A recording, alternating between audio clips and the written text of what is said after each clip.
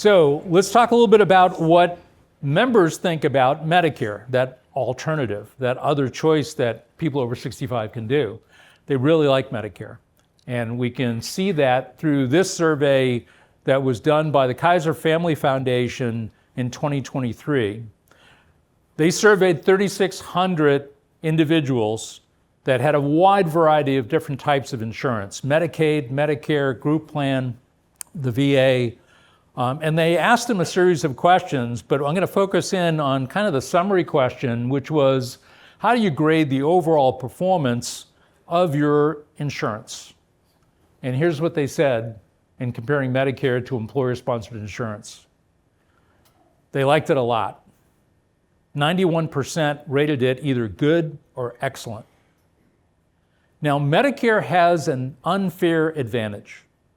When you compare it to the employer-sponsored insurance, that employer that's sponsoring that insurance, they need to be all things to all people.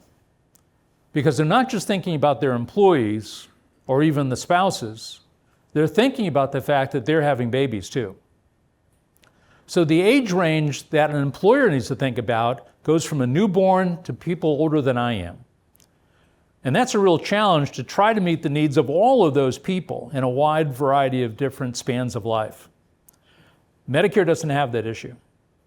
Medicare was built for and continues to be for people over the age of 65. Medicare is not worried about maternity care and NICU days and pediatric care. They're not worried about that. They're worried about helping older people stay healthy when their body is starting to decline. That's what they're focused on. Very proactive, very preventive.